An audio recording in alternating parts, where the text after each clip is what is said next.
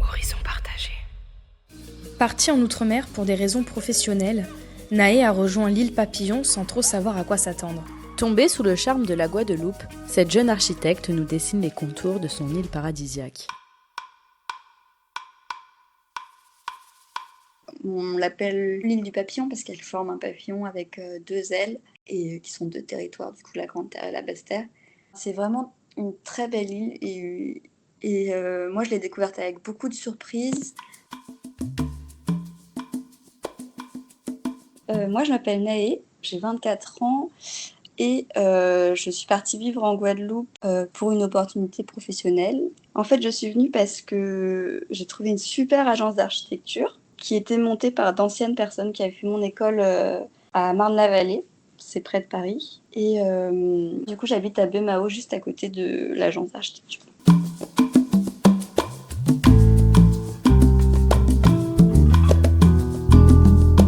Il y a des paysages incroyables, des montagnes incroyables, il y a un volcan incroyable et des rivières partout, des plages partout. Et en plus, ce qui est fou, c'est que la Guadeloupe forme une sorte de papillon avec deux territoires qui sont la Grande Terre et la Basse Terre et qui sont totalement différents. La Grande Terre, on retrouve beaucoup de grandes plages paradisiaques, sable blanc, eau translucide, palmiers, falaises magnifiques. Et là, je pense à la Pointe des Châteaux. Et de l'autre côté, on a Basse-Terre qui est beaucoup plus luxuriant, qui est beaucoup plus de la forêt tropicale, plus humide et beaucoup plus en relief avec le volcan de la Soufrière. Et il pleut plus souvent, mais et il y a des plages de sable noir volcanique.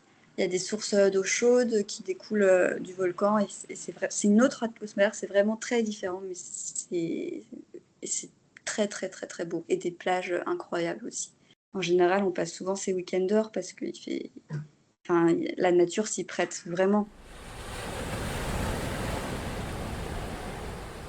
Et ce qui est fou aussi, c'est de voir la Guadeloupe depuis la mer, en ayant l'occasion de faire passer quelques jours en voilier. C'était vraiment fou de voir la Basse-Terre, en fait, vue de la mer. C'est des grandes falaises rouges comme ça qui descendent.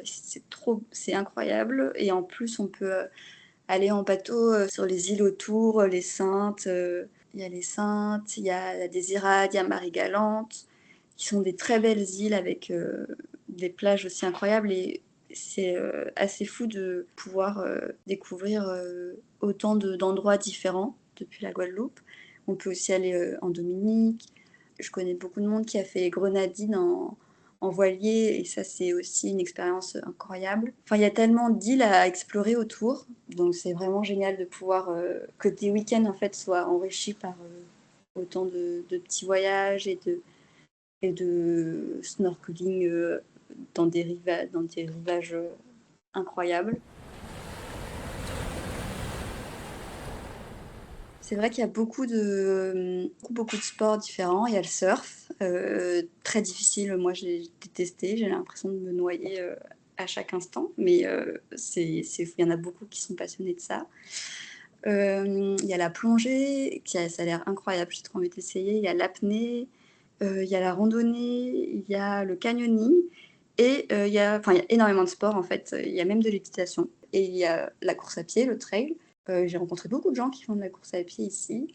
Et même une fille qui a gagné aussi plusieurs courses. Mais c'est impressionnant en fait parce que en fait, les dénivelés sont quand même très importants. Ici, il y a une nature qui est extrêmement forte avec des grosses montées, beaucoup de dénivelés, des chemins qui ne sont pas forcément toujours évidents, qui sont parfois glissants.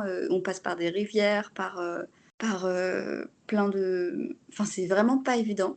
Et surtout, il fait une chaleur et une humidité qui rend tout ça vraiment très compliqué. Et en ayant essayé de courir ici, 5 km, c'est vraiment, je sais pas, c'est 10 ou 15 km en hexagone parce qu'il fait tellement chaud, parce que les pentes, elles sont tellement raides et parce que il fait tellement plus humide et on est tellement plus rapidement épuisé par tout l'environnement, enfin tout le climat, quoi.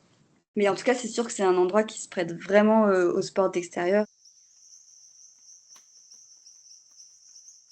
Je trouve que la Guadeloupe, c'est une très belle île, mais pleine de contrastes. Déjà, il y a une fracture entre, je trouve, entre les locaux et les métropolitains qui viennent de passage. Je trouve que chacun ont des vies tellement différentes avec des problématiques différentes. Les métropolitains, en tout cas, j'ai l'impression qu'on vit un peu dans une bulle à part, quand même très confortable et sans les problèmes des locaux, même si des fois on a des coupures d'eau aussi, mais je sais pas, je trouve qu'il y a vachement une fracture entre les deux. Et même si j'ai rencontré quelques Guadeloupéennes, parce que en même temps, je comprends, les métros sont de passage, et du coup, je comprends aussi que les liens ils se font pas forcément, mais je trouve ça dommage. Il y a à ce point-là un turnover et que les gens partent, alors que c'est un territoire très beau et qui a plein de choses à offrir, et même en termes d'opportunités professionnelles, si on trouve des bonnes boîtes, ça peut être vraiment intéressant, je trouve, de s'y investir.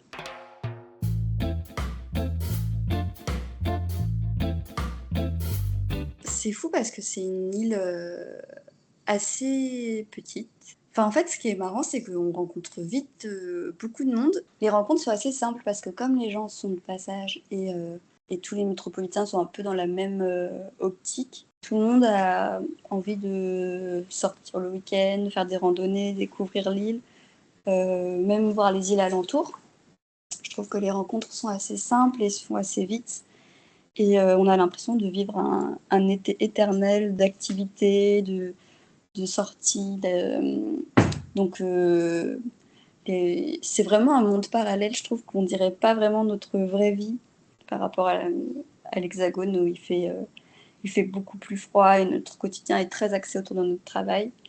Là, on a tellement d'activités, d'opportunités. Enfin, la vie est tellement différente, on dirait vraiment un autre monde un peu. La vie est douce de manière générale, je trouve. Mais bon, au bout d'un moment, tu fais quand même souvent les mêmes plages et les mêmes spots.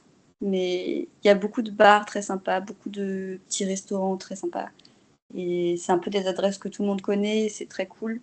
Voilà. Sinon, en vrai, moi, je travaille beaucoup.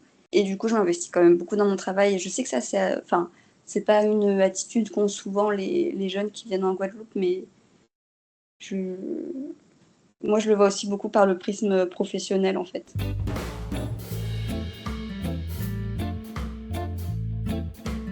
Il y a des adresses où il y a beaucoup de métropolitains qui se retrouvent parce que ça correspond à tout ce qu'ils aiment et tout ce qu'ils imaginent de la Guadeloupe. Et c'est un peu une, euh, une Guadeloupe un peu rêvée, comme ça, où c'est très beau, très mise en scène, une nature parfaite, c'est très beau. Alors que les Guadeloupéens, ils vont pas trop dans ce genre d'adresse parce que c'est moins authentique, en fait, je pense, pour eux. Alors que c'est très très beau et que moi j'adore, mais typiquement, je pense à la Lézarde, à la Toupana. Vraiment, la Lézarde, c'est vraiment magnifique. On est au milieu de la forêt tropicale, sur des terrasses en bois, avec des petites guirlandes lumineuses. Enfin, c'est vraiment parfait. On a une vue imprenable sur des immenses arbres luxuriants. Enfin, c'est magnifique. Et certains Guadeloupéens y vont, mais c'est vrai que bon, en fait, c'est bobo. C'est un peu bobo. C'est un peu parfait. C'est un peu le fantasme de la Guadeloupe. La Toubana, c'est très cher, mais c'est très très beau. Enfin, t'as une petite plage avec des beaux beds, des beaux palmiers. Enfin, tout est parfait, il est clean. Il y a, euh, il y a le comptoir des vins, ça c'est vraiment l'adresse métropolitain. En fait, je crois que ça correspond pas trop à ce que les Guadeloupéens, eux, recherchent. Ils sont beaucoup plus authentiques et ils n'ont pas besoin de ça, en fait. Ils, ils posent leur petite chaise et ils se mettent entre eux. Et en fait, n'importe quel endroit devient un lieu de fête pour eux. Et surtout, ils font souvent la fête sur la plage, dans les carbesques, et avec beaucoup de musique. C'est des endroits beaucoup plus authentiques et qui correspondent beaucoup plus à leurs valeurs, je pense. Ils sont beaucoup plus nombreux, alors que nous, on est des petits groupes notre deuxième famille, ça devient les personnes qu'on rencontre ici, parce qu'on est forcément loin de notre famille. Les Guadeloupéens savent bien faire la fête. Il y a, il y a un grand carnaval pendant plusieurs semaines qui est une grande coutume locale et qui est vraiment super animé. En fait, ça fait plaisir parce que c'est un moment où les métropolitains se mêlent aux traditions guadeloupéennes et ça fait plaisir de voir que les rues sont animées, qu'il y a beaucoup de couleurs, il y a toutes ces danses, ces très beaux costumes. Enfin, c'est une tradition vraiment importante et moi, ce que j'aime bien, c'est que c'est un moment quand même commun où métro et guadeloupéens, on se retrouve et ça fait une grande fête commune. Il y a beaucoup de musique en Guadeloupe, dans les bars, même eux dans la rue, ou surtout au moment du carnaval, c'est là où ça explose de musique partout et c'est génial. Et même quand ils font la fête, on entend toujours la musique très fort et c'est vraiment des musiques qui vont assez vite et c'est des rythmes très identifiables et vraiment entraînants. Il y a une chanteuse martiniquaise, il me semble, qui s'appelle Meryl, qui a fait une musique qui reprend un peu ces sonorités que j'adore. Elle s'appelle Bébé Conte. Bon, c'est un peu du rap et tout, mais on entend bien ces percussions de carnaval. Et enfin, moi, j'adore le fait que ce soit un patrimoine qui leur est cher. Et c'est très dansant, c'est très rythmé, ça te prend et c'est vraiment particulier. C'est beaucoup de percussions et qui vont de plus en plus vite comme ça. Et après, il y a les femmes qui dansent et tout. Enfin, c'est vraiment une tradition super ancrée, une musique super particulière. C'est comme une musique bretonne, tu reconnais tout de suite que c'est breton. Ben là, c'est pareil. Tu reconnais tout de suite que c'est la Guadeloupe.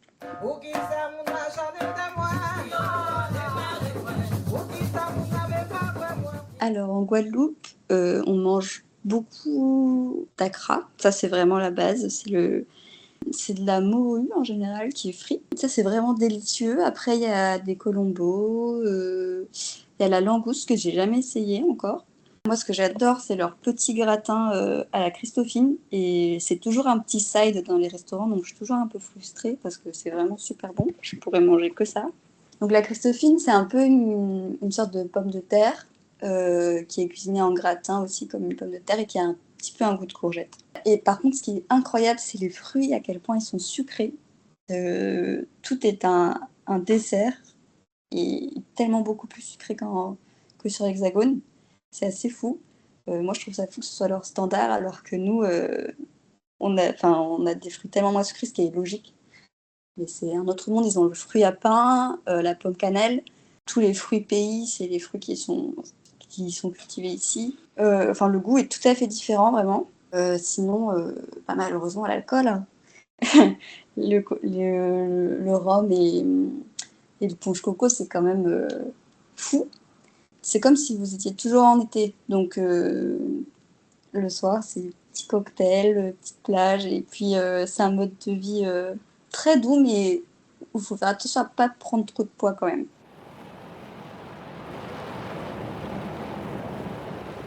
Ce qui m'a beaucoup frappé en arrivant en Guadeloupe, c'est de voir que les villes, à part Pointe-à-Pitre, et en fait c'est des petites rues avec quelques commerces, mais sinon c'est beaucoup de quartiers qui sont très résidentiels, avec seulement des maisons ou des immeubles d'habitation. Enfin, c'est pas du tout le même concept de ville ici, quoi. Il faut sa voiture. En fait, là, on prend tout dans sa voiture pour tout. Et c'est pour ça aussi que les distances sont pas les mêmes. Enfin, de toute façon, je pense qu'en 4 heures, on fait d'un point le plus extrême de l'île à l'autre. Ce qui est bien quand on vit à Bémao, donc vraiment dans le centre, dans le cœur du papillon, c'est qu'on est à maximum 1 heure et demie de tout, quoi. Maximum 1 heure. Tout le monde a sa voiture. L'île, elle est tout le temps embouteillée parce qu'il y a peu d'axes. Et enfin, c'est catastrophique et personne n'investit. Enfin, on n'investit plus vraiment dans le bus parce que tout le monde utilise sa voiture. Et en fait, il y a vraiment très peu de transports en commun. Enfin, il y en a quelques-uns. En vrai, il faut quand même noter qu'il y a quelques bus. Mais c'est sûr que tu as beaucoup moins de liberté. Et, enfin, c'est incomparable avec le fait d'avoir une voiture, quoi. Il y a très peu de bus, ils s'arrêtent très tôt. Et arrivé en Guadeloupe, c'était pas du tout ce que j'imaginais, notamment à cause de toutes ces normes. Moi, je voyais vraiment des images d'architecture hyper ouvertes, hyper aérées. Et après, en arrivant ici, ben, j'ai compris qu'en fait, on pouvait pas du tout construire ici comme ça ici, parce que à cause de toutes les normes anticycloniques qui sont normales, et qui sont essentiels. Enfin, il y a énormément de paradoxes qui se rencontrent ici entre l'envie d'être très ouvert, très aéré parce qu'il fait très chaud et en même temps il faut absolument pouvoir être très étanche et très fermé sur soi-même en cas de cyclone et tout vieillit fois 10 quoi, c'est assez fou. C'est très dur de construire des belles choses qui seront durables en fait dans un territoire aussi extrême parce qu'on est très exposé à des conditions climatiques qui sont quand même extrêmes. Il y a des grosses pluies, il y a l'eau de la mer, et il y a des cyclones, vraiment des éléments climatiques forts. Mais en fait, nous, on est contraints par toutes les réglementations hexagonales qui, des fois, ne font pas sens. On utilise tous la clim et on est obligé en fait. Et même si on a tous, ils ont toujours essayé de créer des architectures où il faisait le moins chaud possible en fait. Au bout d'un moment, l'architecture connaît aussi ses limites et il fait très chaud et tout le monde a sa clim. Et ça aussi, c'est un problème parce qu'en fait, si tout le monde a sa clim, ça crée encore plus de chaleur et de pollution. Et enfin, c'est un cercle vicieux et je pense qu'il faut absolument qu'on trouve des pistes parce qu'on est en train d'être dans un non-sens écologique et en même temps, c'est un débat parce que évidemment, tout le monde a envie de son confort et de sa climatisation. Et l'architecture, elle peut pas être réponse à tout non plus parce que c'est un fait, il fait très chaud en fait.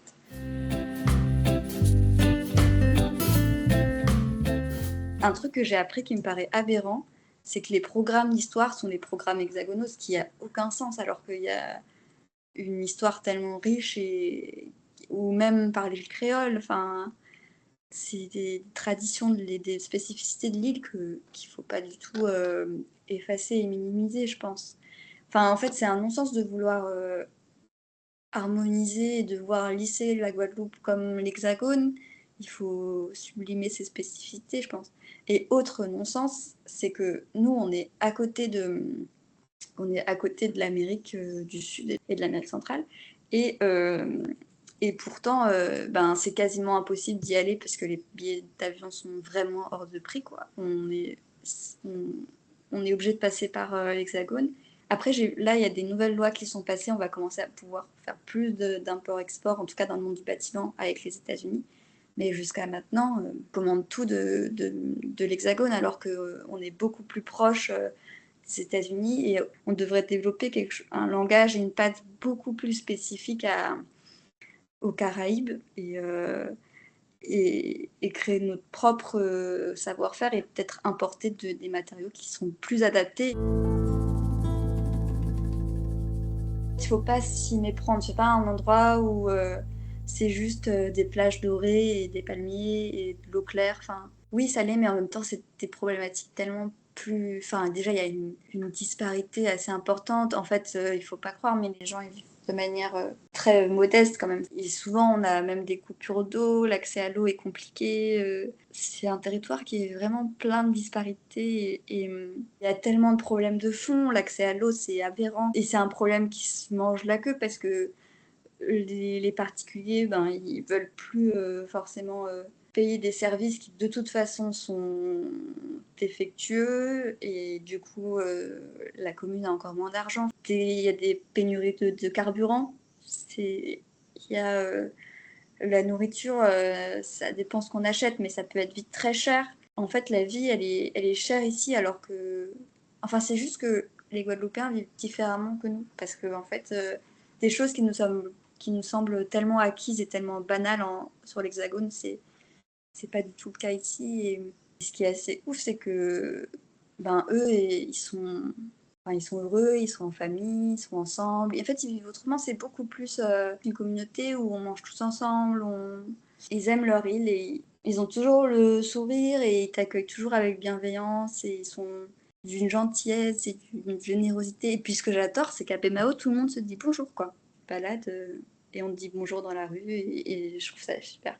Ça t'ouvre les yeux et ça t'apprend aussi à vivre autrement et surtout que il y a des gens qui vivent autrement que toi et qui sont pourtant sur un territoire français. Enfin, ça, c'est assez fou, quoi.